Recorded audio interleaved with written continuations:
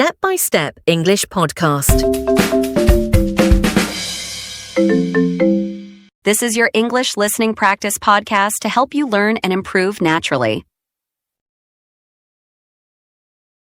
You know, Anna, I was reading something the other day, and I stumbled upon something really interesting and funny. What was it? Well, that's the thing. I don't remember. I remember it made me laugh, and I remember it was interesting. But I don't remember what it was about. It's so frustrating. But how can you remember that it was funny? But you don't even remember the words. I know, right? Doesn't it happen to you? You read and you read and you think you understand everything, but then the next day when you try to recall the information, nothing. You can't remember it. Well, that's a big problem for a lot of people. And do you know why, James? That's because sometimes the way we read is just not the correct way. We don't read to remember. But guess what? Today we are going to fix that. That's right. I'm James. And I'm Anna. Welcome back to English in Comfort, the place where you can learn English while you relax, lie down, or even while you sleep. No pressure, no stress, just natural English and interesting topics. And today's topic is a real game changer. We are going to learn how to remember everything you read. So, get comfortable, grab your tea, and let's get started. So, first thing, to help remember everything we read is actually super simple. We have to engage with what we're reading. Could you explain the word engage in this context? Because I feel like this word is really important for today's episode. Of course. What I mean by engage, I mean be fully present with the words. Really think about them. And one way to do that is to simply ask questions. Asking questions while reading is one of the most effective ways to help you remember. But you might wonder, what kind of questions do we ask? We've got some examples for you. That's right. One thing to ask is, what is this about? To get the main idea. Then ask simple questions as you read like, what did the author just say? Or, what does he mean when he said this? It's like you're talking to the book, right? Right. And yeah, it might feel a little silly, but it works. And by the way, we call this active reading. Active reading. It basically means your brain is on, like turned on while you read. You're not just gliding over the words. You're actually engaged.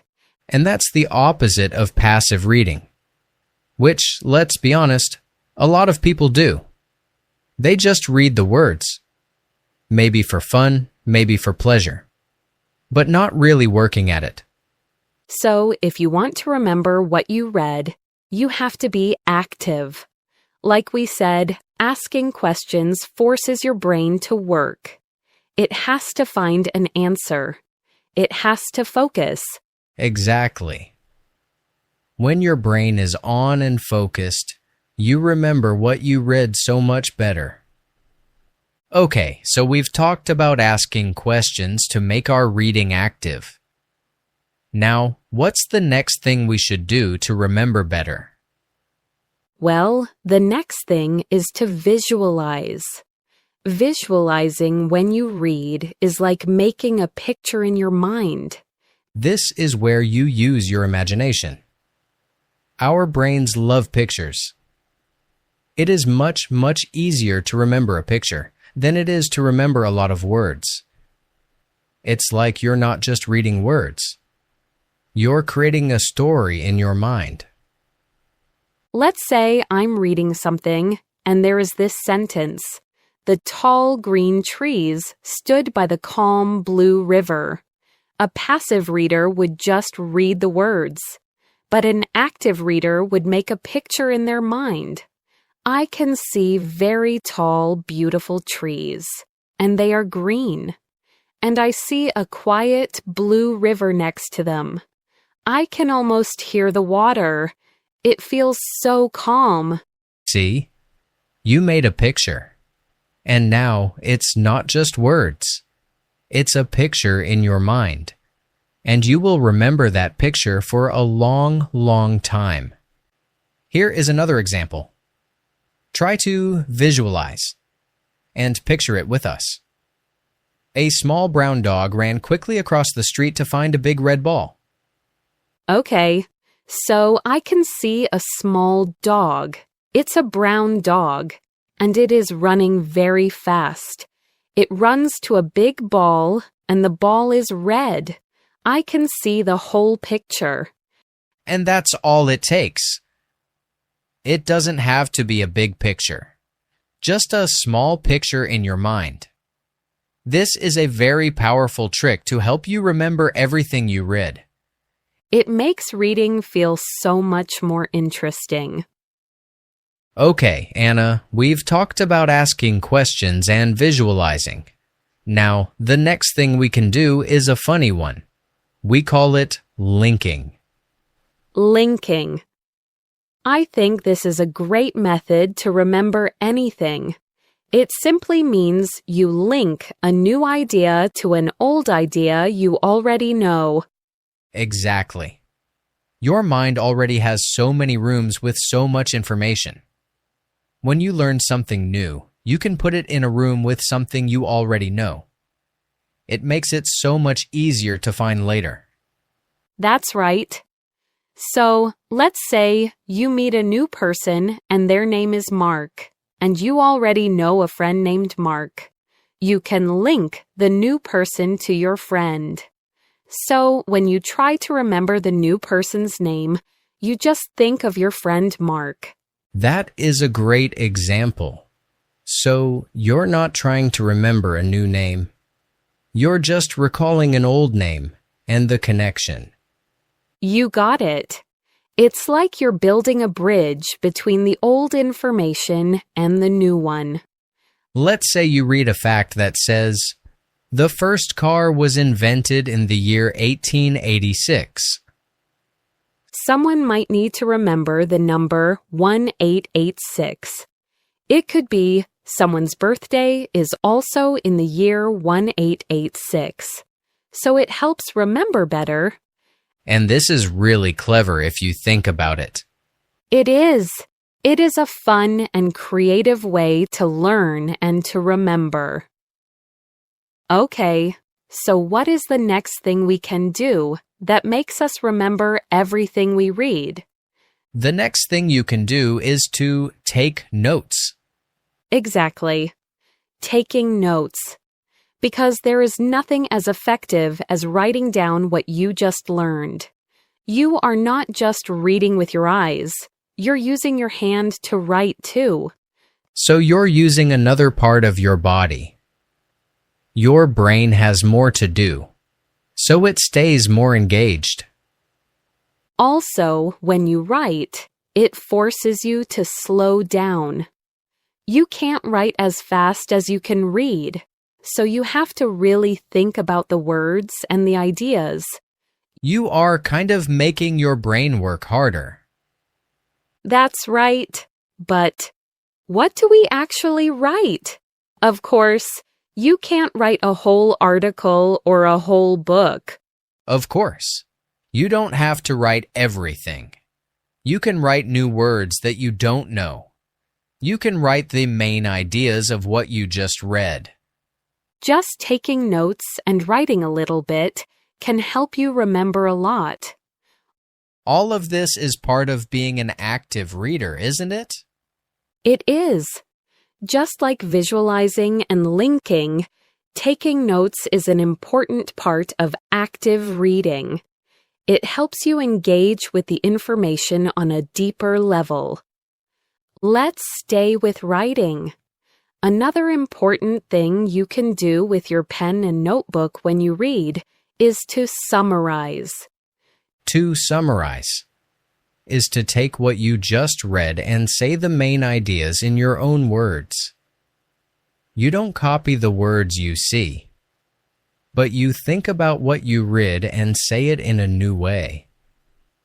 This is important because you're not just reading with your eyes, you're actually processing the information.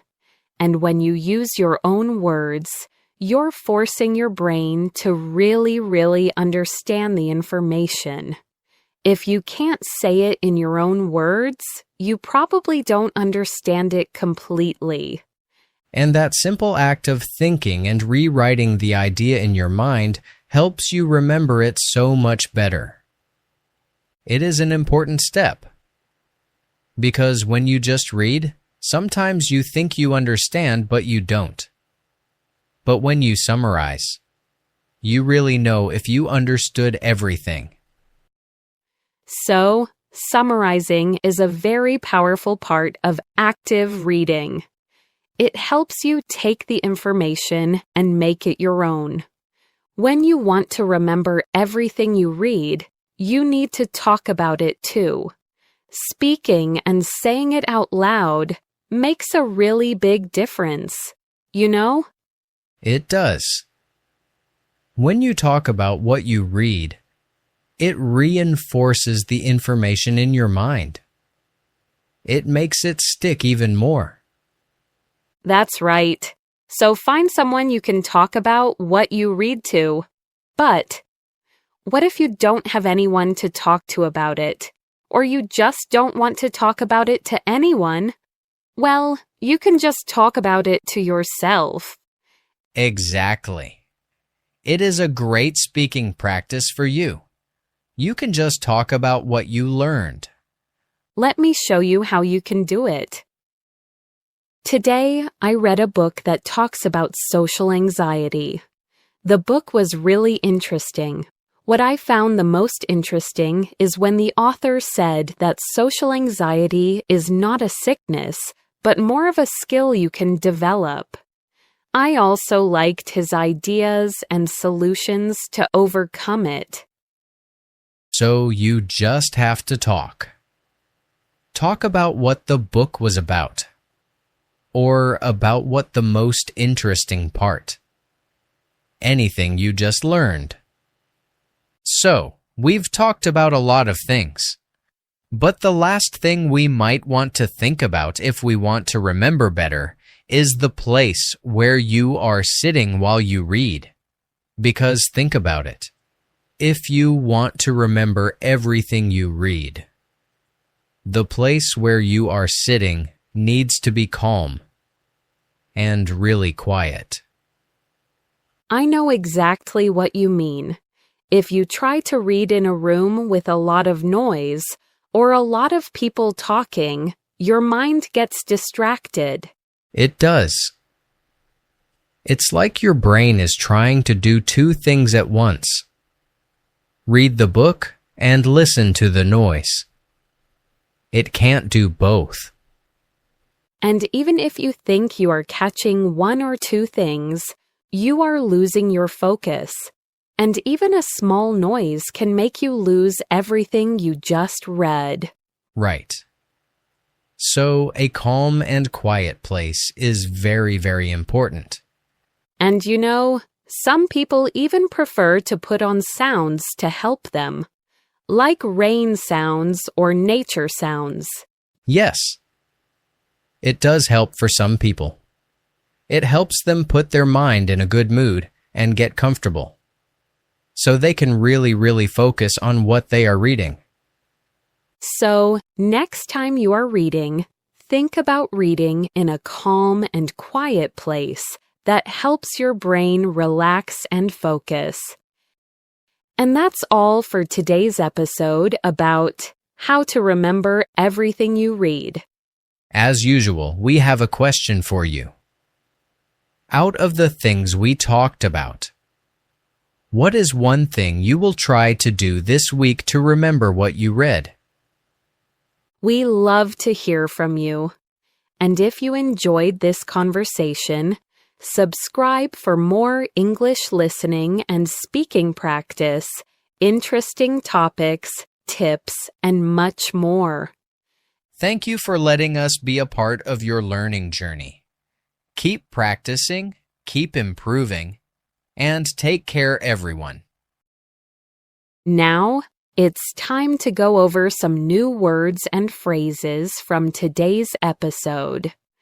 The first phrase is stumbled upon. To stumble upon something means to find it by accident when you were not looking for it.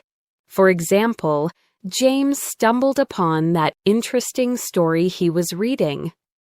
Frustrating. It means a feeling of being upset or annoyed because you can't do something. For example, it is frustrating when you can't remember something you read. Game changer. A game changer is something that completely changes a situation in a big way. For example, learning to read actively is a game changer because it helps you remember everything. Engage. To engage in today's context means to be actively involved in something.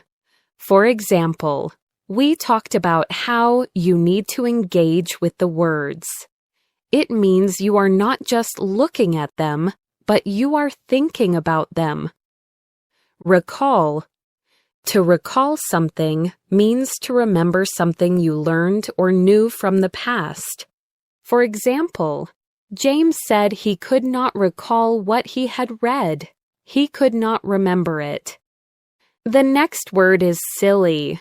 Silly means something is not serious or a little foolish. For example, James said it may feel silly to talk to a book, but it is actually a good way to practice. Visualize. To visualize means to make a picture in your mind of what you are reading. For example, when you read about a house, you can visualize a house in your mind. Distracted. To be distracted means your attention is taken away from what you are doing by something else.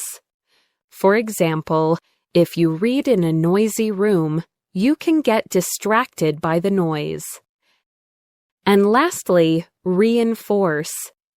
To reinforce means to make something stronger. For example, when you talk about what you read, it helps to reinforce the information in your mind. It makes your memory of the information stronger. Thank you again, and take care, everyone.